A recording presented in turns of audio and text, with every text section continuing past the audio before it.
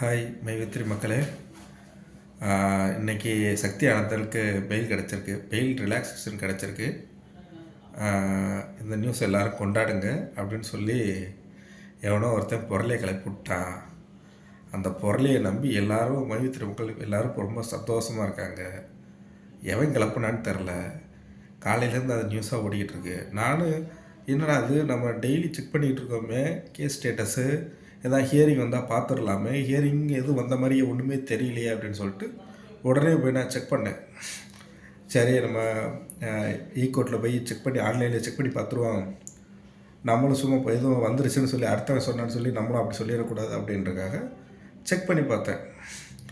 Chennai select பண்ணேன். சென்னையிலேருந்து கோயம்புத்தூருக்கு மாற்றிட்டான்னாங்க. சரி கோயம்புத்தூரோட கோர்ட்டில் எதுவும் ஹியரிங் வந்திருக்கா அப்படின்னு பார்த்தா ஹியரிங்கே வரல. ஹியரிங்கே வராத ஒரு இதுக்கு எங்கேருந்துடா அவங்க பெயில் கிடச்சிருச்சுன்னு சொல்கிறேன். நானும் தேடி தேடி பார்க்குறேன். லாஸ்ட் அப்டேட்டு தான் இருக்குது, அதுக்கு மேலே இல்லவே இல்லை. ஸோ இல்லாததுக்கு இவங்க எங்கேருந்துடா கிளப்பிடுறான்னு பார்த்தா தானாக சுயமாக ஒரு சந்தோஷப்பட்டுக்கிறதுக்காக ரிலாக்ஸேஷன் கிடச்சிருச்சுன்னு ஒரு வீடியோ போட்டுக்கிட்டு இருக்காங்க. யாரான்னு பார்த்தா அந்த ரோஹிணி மைண்ட் வாய்ஸ்னு ஒன்று இருக்குது, கோவை கப்புள்ஸ் ஏதோ ஜெய்யனோ ஏதோ ஒன்று இருந்துச்சு, அப்புறம் V3ன்னு சொல்லிட்டு 2-3 சேனல்ஸு ஓன் சந்தோஷத்துக்கு வீடியோ போட்டுக்கிட்டு இருக்காங்க.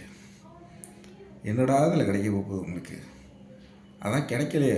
ரிலாக்ஸேஷன் முதல்ல அப்ளை பண்ணணும். ஃபஸ்ட்டு அப்ளை பண்ணால் தான் கிடைக்கும். அப்ளையே பண்ணாத போது எங்கேருந்து உங்களுக்கு கிடைக்கும்? ஃபஸ்ட்டு அப்ளை பண்ணட்டும். அப்ளை பண்ணி முடித்ததுக்கப்புறம் கிடைக்கும், ஈஸியாக கிடச்சிரும். ஏன்னா கேஸ் ரொம்ப ஸ்லோவாக தான் போய்ட்டுருக்கு.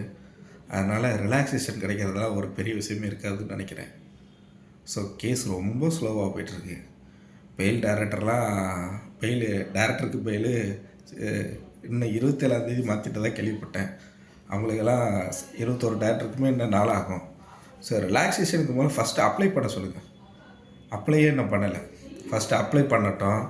அதுக்கப்புறம் அப்ளை பண்ணதுக்கப்புறம் அது ஹியரிங்க்கு வர்றதுக்கு ஃபைல் பண்ணுவாங்க. ஃபஸ்ட்டு ரெஜிஸ்ட்ரேஷன் நம்பர் கிடைக்கட்டும். அதுக்கப்புறம் ஐட்டம் நம்பர் வச்சு கேஸ் ஹியரிங்க்கு வரும். அப்போ ரிலாக்ஸேஷன் ஜட்ஜ் ஐயா கொடுக்குறாரா இல்லையானா அப்புறம் பார்த்துக்கலாம். ஃபஸ்ட்டு அப்ளை பண்ண சொல்லுங்கள். நீங்களாக சொந்தமாக ஒரு வீடியோ போட்டுக்கிட்டு சந்தோஷப்பட்டுக்கிட்டு இருக்காதீங்க. ஃபஸ்ட்டு அப்ளை பண்ண சொல்லுங்கள். அதுக்கப்புறம் ரிலாக்ஸேஷன் கொடுக்கலாமா வேணாமான்னு கோர்ட்டு சொல்லும். சும்மா வேஸ்ட்டு ஒன்றுமே இல்லை அதில். சும்மா காலையிலேருந்து ஓடிக்கிட்டு இருக்கு. ரிலாக்ஸேஷன் கிடச்சிருச்சு. ஃபஸ்ட்டு கிடைக்கிறதுக்கு முன்னாடி அந்த வீடியோவில் நீங்கள் கேளுங்க, யாரா சொன்னா அப்படின்னு. ஏன்னா ஆன்லைனில் செக் பண்ண சொல்லணும். ஆன்லைனில் செக் பண்ணி பெயில் காப்பி வந்துருச்சா, பெயிலில் என்ன சொல்லியிருக்காங்க அப்படின்னு டீட்டெயிலாக விசாரிக்கணும். அதை விசாரித்து தான் போடணும். ஓகேங்களா? சும்மா ஒரு உருட்டு வீடியோ போடக்கூடாது. நான் தான் உருட்டு வீடியோ பழைய வீடியோலாம் எடுத்து போர் அடிக்குதுன்னு ஜாலிக்கு போட்டுக்கிட்டு இருந்தால் மைவித்திரி மெம்பர்ஸ் அவங்க தனியாக ஒரு சந்தோஷத்தில் வீடியோ போட்டுக்கிட்டுருக்காங்க. பழைய வீடியோலாம் அவங்களாம் ஒரு இஷ்டத்துக்கு ஒரு வீடியோ மேக் பண்ணி உருட்டிக்கிட்டு இருக்காங்க. எல்லாத்தையும் நம்பாதீங்க. ஓரளவுக்கு கொஞ்சம் ஃபேக்டை நம்புங்க. கேள்வி கேளுங்க. பகுத்தறிவு தான் நமக்கு ரொம்ப முக்கியம். கேள்வி மேலே கேள்வி கேளுங்க. இது ஏன் எதுக்கு அப்படின்னு. அப்போ தான் நமக்கு கொஞ்சமாச்சும் அறிவு நல்லா வளரும். ஓகே, பாய்.